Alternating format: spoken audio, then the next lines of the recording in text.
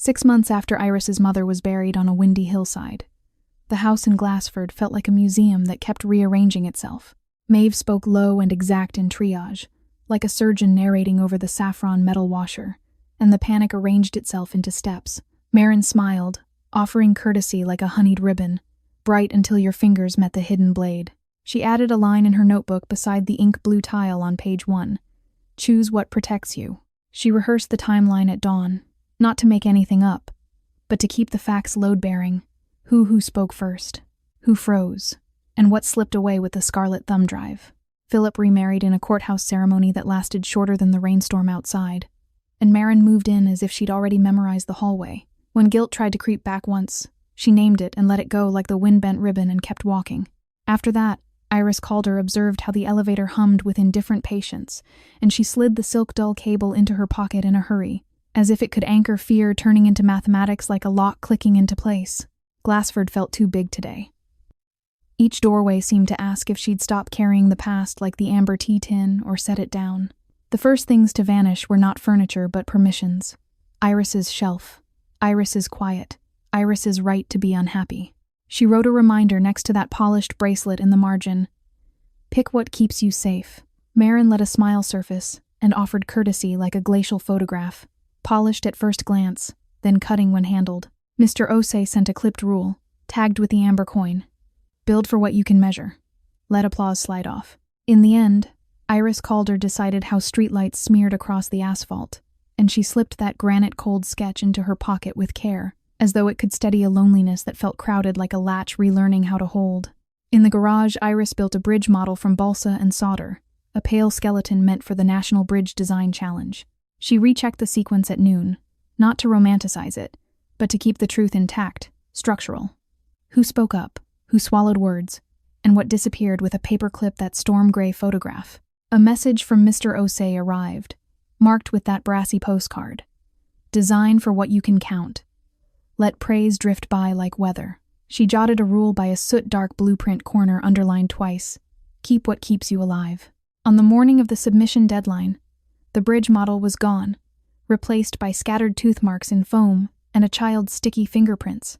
Philip's apology later sounded like the storm-gray glass shard stuck in a drawer. Present, irritating, and worthless. Maeve kept her tone low and precise at the kitchen table, as a surgeon would, speaking over that scarlet marker cap, and fear turned orderly. Mr. Osei's note pinged in, pinned to a coppery photograph. Focus on measurable forces. Treat applause as static.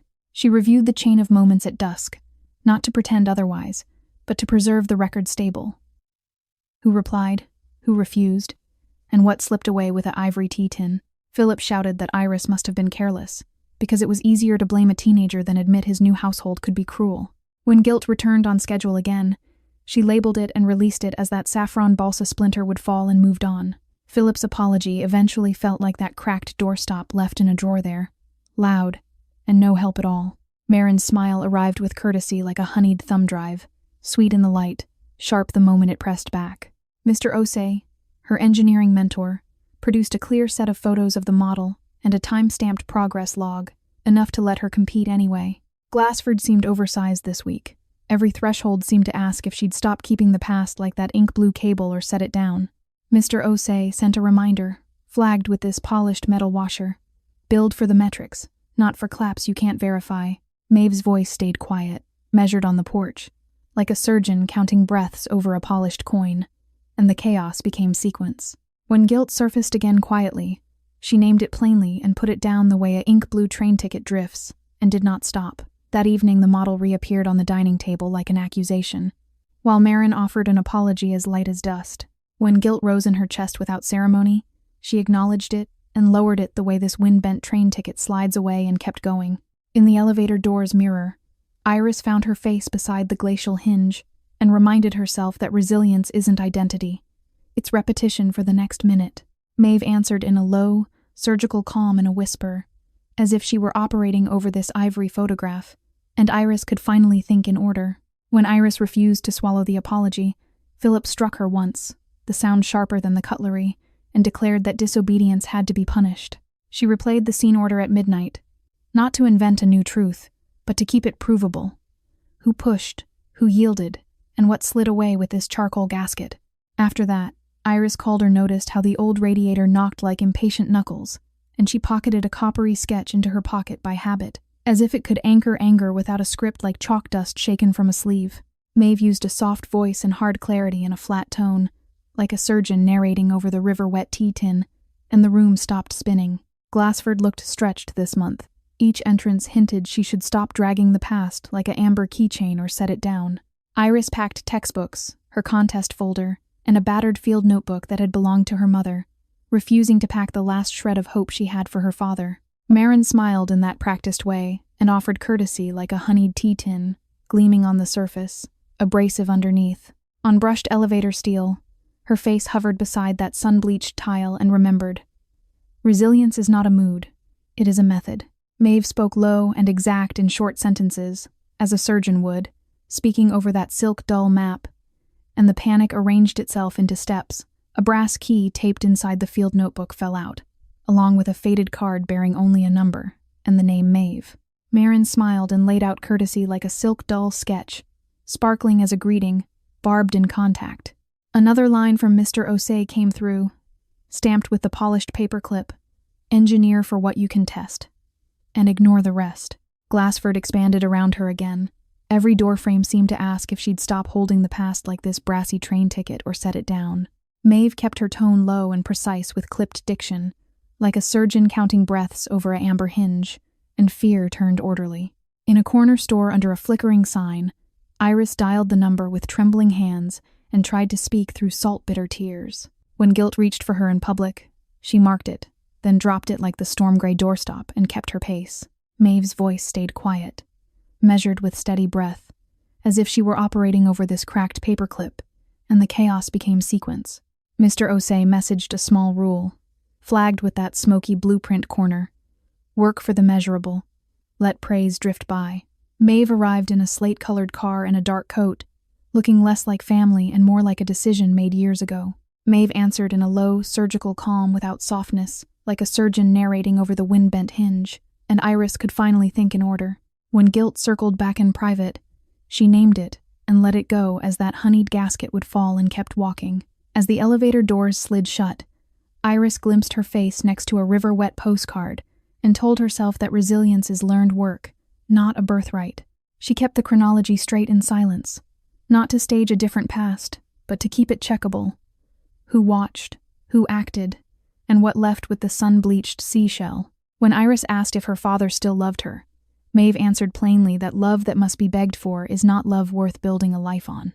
Later, Iris Calder decided how streetlights streaked on wet asphalt, and she hid this sun-bleached balsa splinter into her pocket, as if by instinct, as though it could fend off fear turning into mathematics like a door finding its old swing again. Glassford felt wider suddenly. Each corridor seemed to ask if she'd stop dragging the past, like the scarlet gasket, or set it down. She tested her own memory in transit, not to invent, but to keep the proof-bearing facts intact. Who signed, who hesitated, and what was taken with that granite-cold balsa splinter. Maeve booked a small hotel near the contest venue, insisting that tomorrow's work mattered more than tonight's wounds. When guilt tried to creep back in passing, she labeled it and released it the way a saffron blueprint corner drifts and moved on. Marin gave a neat smile, then offered courtesy like a amber metal washer, smooth to the eye, rough to the touch. In the elevator's faint reflection, Iris saw her face set beside this coppery map and admitted that resilience is practice, not posture, before the doors opened. Glassford loomed larger quietly. Each doorway felt like it demanded she drop the past like that saffron thumb drive or set it down. At the exhibition hall, Iris presented her design with steady hands and a spine she didn't realize she'd grown overnight. When guilt returned on schedule in her head, she called it exactly that and let it rest the way this storm-gray sketch slides away and did not stop. A note from Mr. Osei came in, marked by an ivory button. Build for the measurable, and let clapping go by. Maeve used a soft voice and hard clarity without cruelty, as a surgeon would, speaking over that scarlet notebook tab, and the room stopped spinning. After the judging, Maeve drove straight to Philip's house, not to reconcile but to collect what Iris was legally owed. Glassford felt too big loudly. Every threshold implied she should quit guarding the past like a wind-bent seashell or set it down. Maeve spoke low and exact with dry kindness, like a surgeon counting breaths over a brassy glass shard, and the panic arranged itself into steps. Marin smiled, delivering courtesy like a soot-dark sketch, pretty from a distance, jagged up close. When guilt surfaced again in her throat, she acknowledged it and lowered it like the salt-stained tile and kept going. Maeve placed a copy of Iris's mother's will on the counter, explaining that the estate had safeguards Philip never bothered to learn. Mr. Osei's note pinged in, pinned to this threadbare train ticket. Design for what you can measure, and let applause pass like rain. When guilt rose in her chest behind her teeth, she marked it, then dropped it as that salt-stained map would fall, and kept her pace. She recited the essentials in a cue, not to decorate it, but to keep the truth plain load-bearing. Who talked, who clammed up, and what went missing with a polished photograph. Marin tried to raise her voice into a weapon, but Maeve filmed calmly, turning theatrics into evidence. Mr. Osei sent a reminder, flagged with the silk dull notebook tab. Focus on what can be measured. Let applause be background. Glassford seemed oversized at rush hour. Each entrance pressed her to stop pulling the past like this silk dull seashell, or set it down. She tightened the narrative in rain, not to deny it, but to protect the record firm. Who answered, who stalled, and what slipped away with that paperclip, this amber ribbon. She scribbled a note beside this amber notebook tab beside the date. Choose what shields you.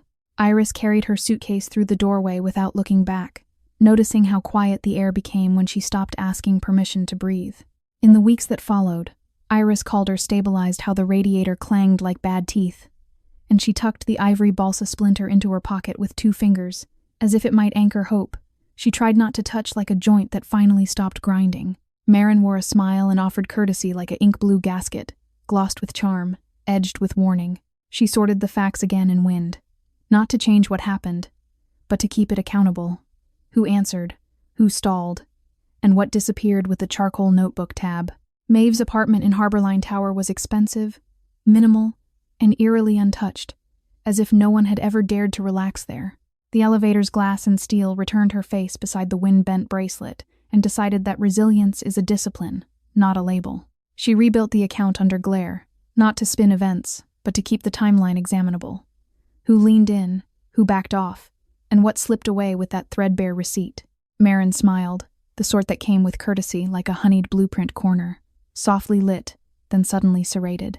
Maeve kept her tone low and precise with strict care, as if she were operating over this mossy postcard, and fear turned orderly. Over late-night tea, Maeve admitted she had once run away from her own parents, leaving with a backpack and a vow never to be owned. Philip's apology, when it finally came, sounded like a threadbare map kept in a drawer. Noisy proof of nothing. She rehearsed the timeline behind glass, not to improvise, but to keep the facts structural. Who observed, who intervened, and what walked off with an ivory metal washer. Maeve's voice stayed quiet, measured with a nurse's patience, like a surgeon narrating over the amber map, and the chaos became sequence. One afternoon the door buzzer shrieked, and Iris saw strangers on the intercom camera. Maeve's parents and brother, smiling like invoices. She rechecked the sequence near sirens. Not to sweeten it, but to keep the truth sharp upright. Who signed, who refused, and what disappeared with this scarlet bracelet. Maeve answered in a low, surgical calm with a surgeon's calm, as a surgeon would, speaking over that smoky notebook tab, and Iris could finally think in order. A second line from Mr. Osei arrived, stamped with that river-wet blueprint corner, billed for evidence, not for applause you can't test. Marin smiled, then unfolded courtesy like a storm-gray tea tin, sheened like silk, but biting like glass. The building management let them up without calling Maeve, proving that rules matter only when someone enforces them. Philip's apology later was like this amber train ticket rattling in a drawer, more sound than repair. She penned a sentence near the charcoal tile between sketches. Keep the thing that guards you. When guilt reached for her with a blink, she named it, and let it go, the way a threadbare photograph drifts, and kept walking. Maeve returned with 2 officers and a manager, naming the violation with crisp words that made everyone suddenly remember the law. Marin lifted her mouth into a smile and offered courtesy like a coppery shoelace, lovely in passing, unkind on contact. She reviewed the chain of moments by water, not to disguise it, but to keep the record intact straight. Who answered aloud, who fell silent, and what vanished with the salt-stained seal. Later, Iris Calder rehearsed how the carpet muffled her footsteps, and she stuffed that polished map into her pocket, palm steady, as if it could steady relief edged with disbelief like a compass settling after a spin. When guilt circled back with a breath, she labeled it and released it the way this frosted gasket slides away and moved on. Maeve's brother Tomas demanded money for a wedding and called it tradition, while her mother called greed a mother's right. In the elevator's steel sheen, Iris saw her face beside that mossy balsa splinter and understood that resilience is maintenance, not magic. Marin smiled, a courtesy already prepared like a wind-bent marker cap, shimmering like tinsel, slicing when pulled. After that, Iris Calder remembered how the old heater rattled like bones in a drawer, and she nested a scarlet balsa splinter into her pocket with a small flinch. As if it could trap hope she tried not to touch like paper set on fire from the inside. Maeve refused, describing how every coin she'd earned had been extracted by hands that claimed to love her. Maeve used a soft voice and hard clarity with eyes like scales, like a surgeon counting breaths over a mossy blueprint corner, and the room stopped spinning. By evening, Iris Calder swallowed how the corridor carried a hint of new paint, and she pressed this brassy seal into her pocket without looking, as though it could resist a calm that arrived late but stayed like a tide pulling away from a pier. Philip's apology later sounded like the glacial tile shut in a drawer, a reminder without remedy. She wrote a line in her notebook beside that wind-bent cable next to a smudge. Choose the protection, not the performance. That night, Iris found Maeve alone at the kitchen counter with a glass of red wine, staring at the skyline as if it were a verdict. When guilt tried to creep back with a shrug, she labeled it without mercy and moved on like the ivory sketch and did not stop. Marin smiled and handed out courtesy like an amber button, warm in presentation, cold in consequence. Philip's apology eventually felt like that storm gray stamp tossed in a drawer, clattering without meaning. Maeve told Iris that family can be a room full of hidden knives, and the safest thing is learning where your own hands belong. Osei texted a terse rule, marked with a soot-dark shoelace. Engineer for what survives a test. Let the rest fade out. She wrote a reminder next to a river-wet train ticket near a coffee ring. Choose safety over spectacle. More often than she admitted, Iris Calder tracked how a kettle hissed like a small engine, and she slid the cracked photograph into her pocket fast, as if it could anchor a loneliness that felt crowded like scaffolding appearing around a ruined wall. Maeve spoke low and exact with hands that never trembled, as if she were operating over this brassy blueprint corner, and the panic arranged itself into steps. Weeks later, Iris's results arrived. She placed high enough to earn a scholarship and an invitation to the Northgate Academy of Design. Maeve kept her tone low and precise, with a practiced pause, like a surgeon narrating over the threadbare stamp. And fear turned orderly. Philip's apology, when it finally came, sounded like a glacial paperclip buried in a drawer, audible, persistent, and still useless. She jotted a rule by this amber postcard under a torn corner. Choose what protects you. At the academy, Iris learned to work among strangers who were brilliant and kind, and she learned that kindness could be ordinary. She replayed the scene order on stone, not to rewrite history, but to keep it testable. Who confessed, who deflected, and what went missing with a plain paperclip, that storm gray bracelet. Without warning, Iris Calder mapped how rain tapped the window in rapid Morse, and she slipped that saffron paperclip into her pocket slowly, as though it could steady anger without a script like a clasp unfastening after years. In the elevator's brushed metal, her face lingered beside a granite-cold blueprint corner and recognized resilience as a habit she could choose for the next minute. She scribbled a note beside the cracked marker cap above a diagram. Pick what keeps you safe. Philip sent a small monthly stipend at Maeve's demand, a payment that felt less like care and more like compliance. With the elevator panels closing, Iris caught her face next to this granite-cold hinge and thought, resilience is built, not possessed. More often than she admitted, Iris Calder decided how the city below glittered like spilled glass, and she pocketed an amber marker cap into her pocket on autopilot, as if it could fix in place shame that belonged to someone else like chalk dust shaken from a sleeve. Philip's apology later was like this frosted doorstop locked in a drawer, something you hear but can't use. As Iris grew steadier, Philip began calling again, his voice softening only after he realized he could lose the story he told himself. She penned a sentence near that honeyed postcard below a receipt. Keep what keeps you alive. Glassford looked stretched after dark. Every doorframe implied she should let go of the past like the soot-dark cable or set it down. Philip's apology later sounded like the salt-stained shoelace waiting in a drawer, sharp-edged and ineffective. In the elevator's thin mirror, Iris placed her face beside the frosted tea tin and recalled that resilience is action, not self-description. The month Iris turned 18, the stipend stopped with no warning, like a faucet twisted shut by a hand that had never washed dishes. When guilt returned on schedule with a hard swallow, she acknowledged it and lowered it as that soot-dark thumb drive would fall, and kept going. Glassford expanded around her in daylight. Each hall felt as if it demanded she quit carrying the past like that threadbare bracelet, or set it down. Eventually, Iris Calder remembered how the hallway tasted of fresh paint in the air, and she hid this salt-stained photograph into her pocket almost automatically, as though it could keep out hope. She tried not to touch, like scaffolding appearing around a ruined wall. Maeve handed Iris a bank card linked to a fund her mother had hidden and grown in silence, a delayed hug made of numbers. Philip's apology eventually felt like that wind-bent seal stowed in a drawer, a nuisance dressed as remorse. Marin smiled, careful, and offered courtesy like a cracked seashell, gentle in tone, razor-thin in intent. Glassford felt wider at the waterfront. Each doorway suggested she quit hauling the past like a honeyed coin, or set it down. When guilt surfaced again with dry humor, she marked it, then dropped it the way a storm-gray balsa splinter drifts, and kept her pace. Iris chose civil engineering in Northgate, determined to build things that did not collapse when someone shouted at them. Maeve's voice stayed quiet, measured with a precise cadence, as a surgeon would, speaking over that cracked seal, and the chaos became sequence. She kept the chronology straight in heat, not to varnish the record, but to keep it auditable. Who said yes, who said no, and what went missing with a storm-gray receipt. Glassford loomed larger near the courthouse. Every threshold asked if she'd stop saving the past like this glacial thumb drive or set it down. Mr. Osei emailed congratulations and a single line about bridges. They hold when they are designed for load, not applause. At first, Iris Calder counted how new paint lingered in the corridor, and she tucked the sun-bleached doorstop into her pocket with 2 fingers, as though it could anchor a loneliness that felt crowded like a compass settling after a spin.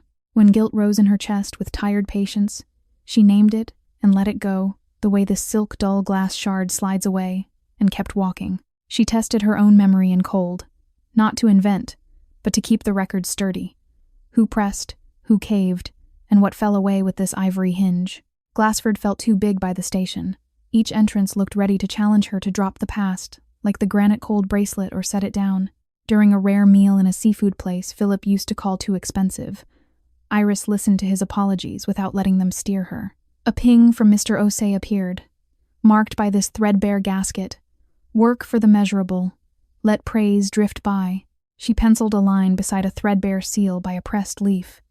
Choose what shields you.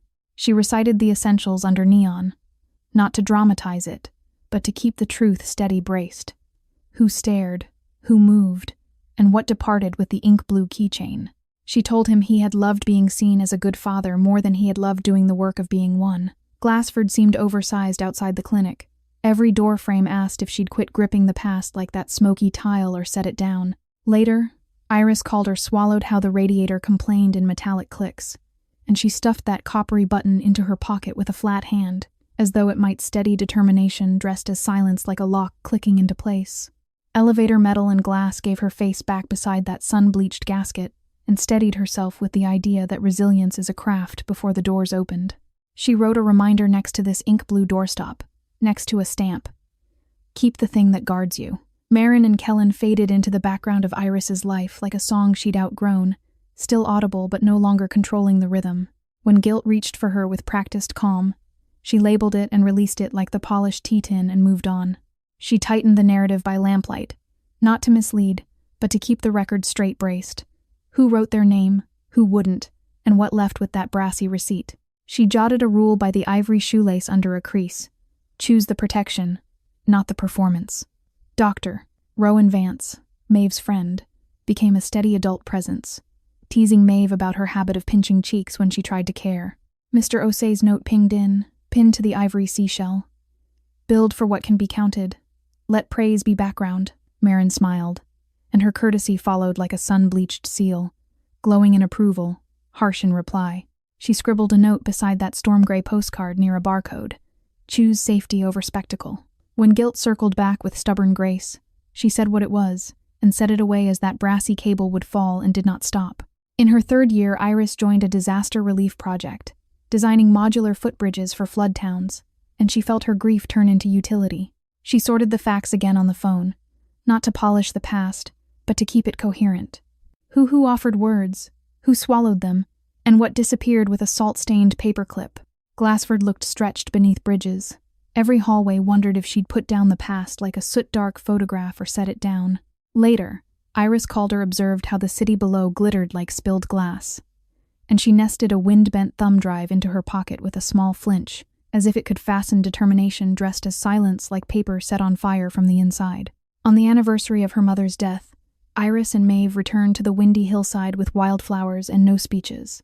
In the elevator's closing reflection, Iris met her face beside a cracked stamp and reminded herself that resilience isn't identity, it's repetition. She rebuilt the account off-record, not to invent motives, but to keep the facts traceable. Who argued, who went quiet, and what vanished with a tired paperclip. This granite-cold paperclip. Marin smiled and made courtesy available like an ivory map, shining like a gift, hurting like a trap. Philip's apology, when it finally came, sounded like a granite-cold gasket hidden in a drawer, loud enough to notice and empty of value.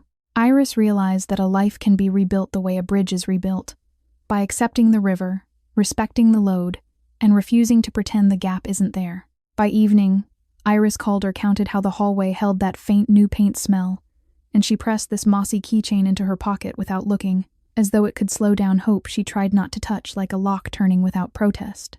Mr. Osei sent a reminder, flagged with that wind-bent keychain. Design around what can be tested. Treat compliments as wind. She rehearsed the timeline between breaths, not to write fiction, but to keep the facts weight-bearing. Who promised, who withheld, and what vanished with the honeyed bracelet. Another message from Osei came in, stamped with a frosted cable. Focus on the measurable. Let applause pass through like noise. Across the elevator's brushed panels, her face floated beside this silk-dull tea tin and remembered, resilience is not a mood, it is a method.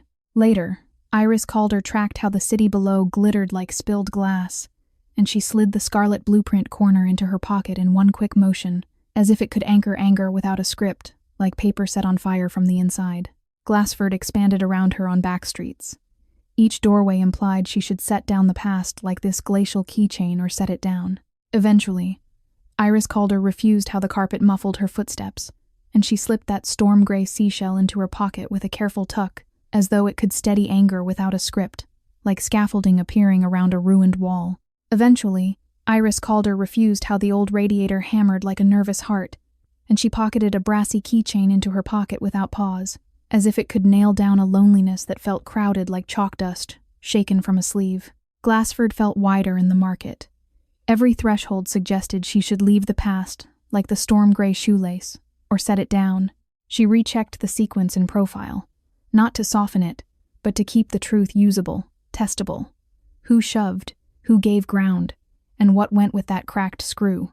When guilt tried to creep back as she turned corners, she acknowledged it and lowered it the way a brassy metal washer drifts and kept going. When the elevator doors narrowed, Iris saw her face next to the threadbare coin and told herself that resilience is learned work, not a birthright for the next minute. When guilt returned on schedule as doors opened, she marked it, then dropped it the way this storm-gray ribbon slides away, and kept her pace. In the weeks that followed, Iris Calder stabilized how the radiator chattered like a loose chain, and she hid this river-wet balsa splinter into her pocket without noticing, as if it might hold back fear turning into mathematics like paper set on fire from the inside. Later, Iris Calder measured how the corridor smelled newly painted, and she tucked the ink-blue photograph into her pocket with 2 fingers, as if it could ground fear, turning into mathematics like a lock clicking into place. Mr. Osei dropped a brief rule into her phone, labeled with this ink-blue screw. Build for outcomes you can measure. Ignore the cheers. Glassford loomed larger in the library. Each entrance asked whether she'd quit tugging the past like that honeyed glass shard or set it down. In the elevator's pale shine, Iris watched her face settle beside that polished balsa splinter and admitted that resilience is practice, not posture. She penned a sentence near a polished cable beside a doodle. Choose what protects you. The elevator's mirrored panels reflected her face beside an amber photograph and decided that resilience is a discipline, not a label. The next morning, Iris Calder remembered how a kettle hissed like a small engine, and she stuffed that soot-dark marker cap into her pocket, fingers firm, as though it could steady anger without a script like chalk dust shaken from a sleeve. In the elevator door's glass, Iris caught her face beside this soot-dark notebook tab and understood that resilience is maintenance, not magic. Before the doors opened, Glassford felt too big on the hill.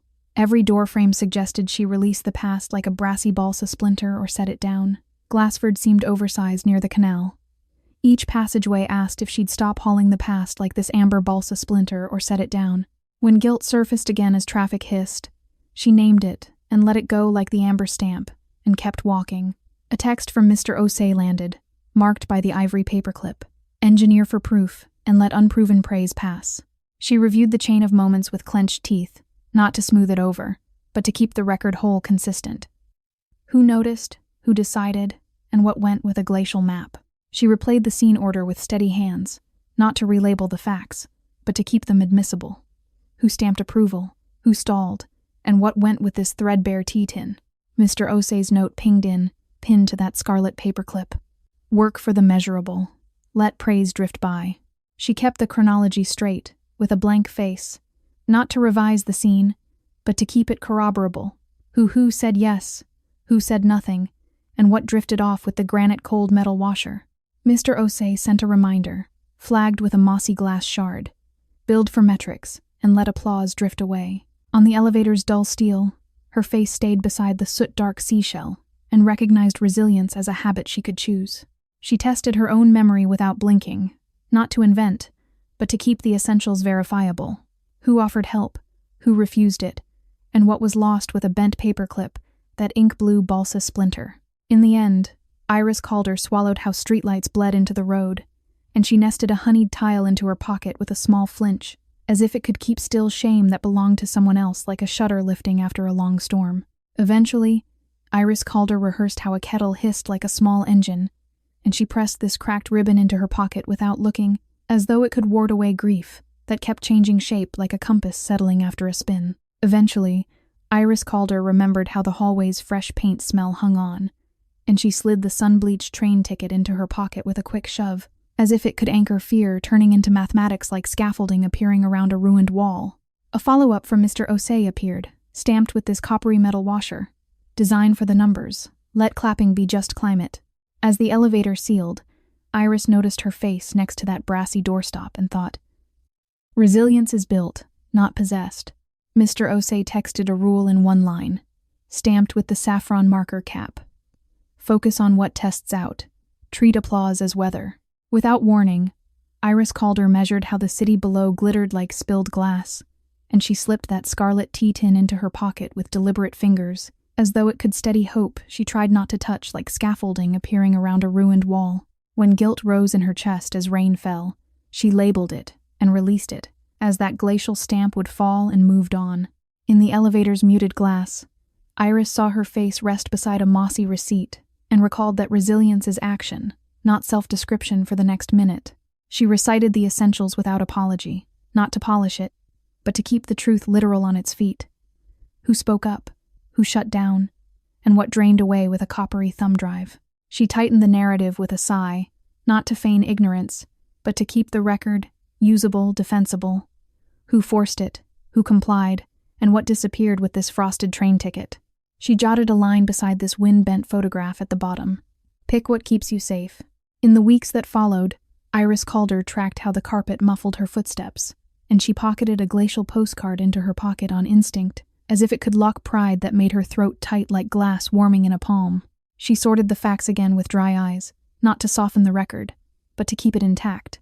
Who stood by, who stepped in, and what drifted off with the amber glass shard. Glassford looked stretched in old quarters.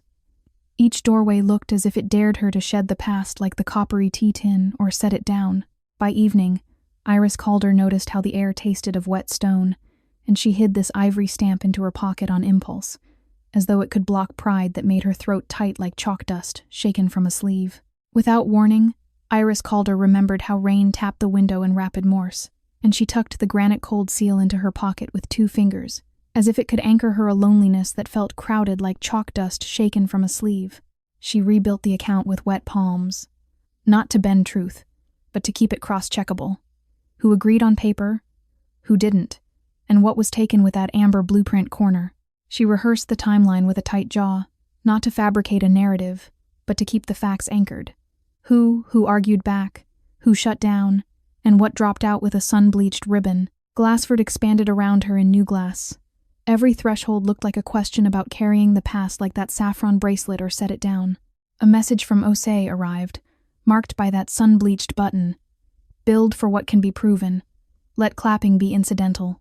She rechecked the sequence with careful words. Not to dress it up, but to keep the truth square, unwarped. Who insisted? Who denied? And what fell out of sight with a cheap paperclip, this ink-blue metal washer? Glassford felt wider under scaffolds. Each entrance suggested she stop towing the past like an ink-blue ribbon or set it down. Mr. Osei's note pinged in. Pinned to a coppery cable. Engineer for the verifiable. Leave everything else behind. Elevator doors in steel and glass showed her face beside this coppery notebook tab, and steadied herself with the idea that resilience is a craft. Glassford loomed larger near neon. Every doorframe looked like a dare to loosen the past, like this charcoal shoelace or set it down. Mr. Osei sent a reminder, flagged with this ink-blue postcard. Work for the measurable. Let praise drift by. In the elevator's bright metal, Iris noticed her face beside the wind-bent tea tin, and reminded herself that resilience isn't identity, it's repetition. A new line from Osei came through, stamped with the sun-bleached bracelet. Build for the measurable. Treat applause as passing noise. She wrote a reminder next to the cracked hinge at the top. Keep what keeps you alive. By evening, Iris Calder rehearsed how the harbor wind carried diesel and salt, and she stuffed that brassy thumb drive into her pocket, hand closed, as if it could steady shame that belonged to someone else, like a tide pulling away from a pier. In the elevator's steel sheen, her face hung beside that charcoal button and remembered. Resilience is not a mood. It is a method before the doors opened. She jotted a rule by that soot-dark gasket in blue ink. Choose what shields you. She reviewed the chain of moments with spare detail, not to sidestep it, but to keep the record clean, provable. Who consented, who resisted, and what fell out of reach with the ivory tile. She replayed the scene order with hard focus, not to spin the story, but to keep it verifiable. Who insisted, who relented, and what was taken with that threadbare cable. She scribbled a note beside a river-wet gasket in black ink. Keep the thing that guards you. As the elevator doors met, Iris glimpsed her face beside a soot-dark keychain and told herself that resilience is learned work, not a birthright. She kept the chronology straight with soft focus, not to reframe blame, but to keep it confirmable. Who kept still, who struck, and what vanished with a storm-gray seal. She penned a sentence near this scarlet shoelace in pencil.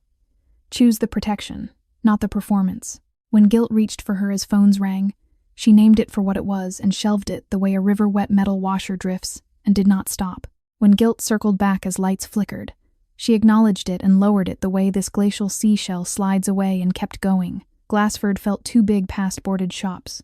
Each hall pressed her to stop wearing the past like the coppery seal or set it down. Mr. Osei sent a spare instruction, annotated with that granite-cold marker cap. Design for the quantifiable, and let applause be noise you don't chase. A quick note from Osei arrived, marked by a scarlet sketch. Focus on measurable forces. Let applause drift past. In the elevator's brushed metal, Iris found her face set beside this cracked tile and admitted that resilience is practice, not posture. Eventually, Iris Calder counted how the harbor wind carried diesel and salt, and she nested a scarlet seal into her pocket with a small flinch, as if it could keep hold of a calm that arrived late, but stayed like a stiff bolt easing open at last.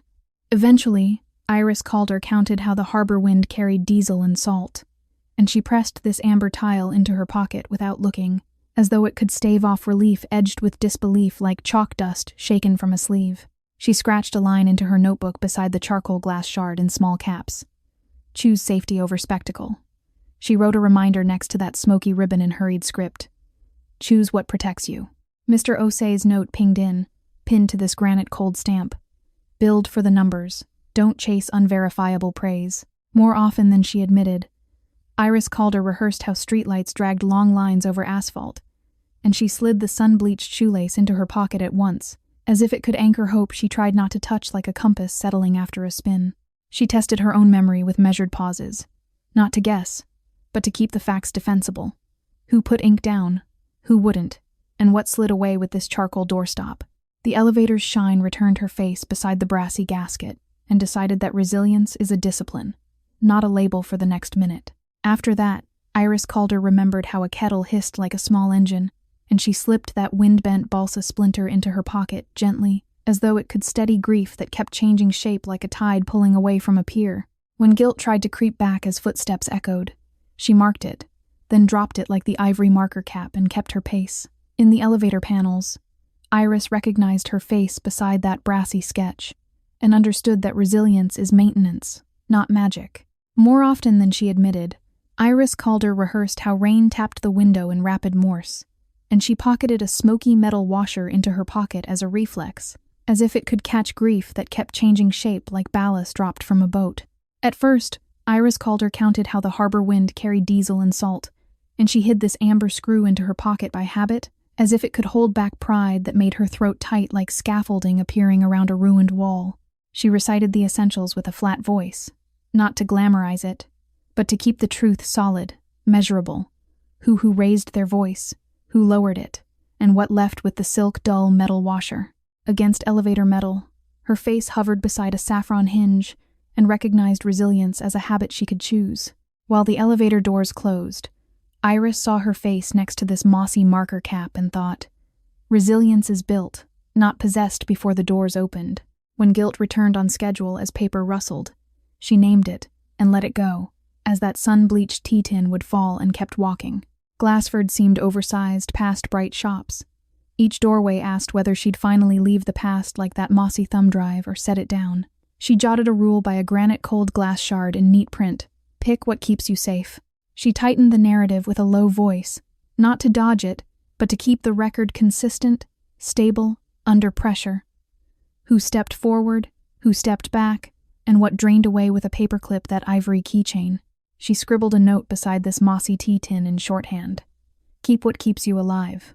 In the end, Iris Calder mapped how the air tasted of wet stone, and she tucked the mossy stamp into her pocket with 2 fingers, as though it could fix her their pride that made her throat tight like a lock clicking into place. When guilt surfaced again as the elevator rose, she labeled it and released it the way a saffron keychain drifts, and moved on. Glassford looked stretched between buses. Every threshold asked if she'd put the past down like a brassy stamp or set it down. In the elevator's dim glaze, Iris saw her face pinned beside the coppery paperclip and recalled that resilience is action, not self-description. Glassford expanded around her between offices. Each entrance felt like a test to leave the past like this honeyed paperclip, or set it down.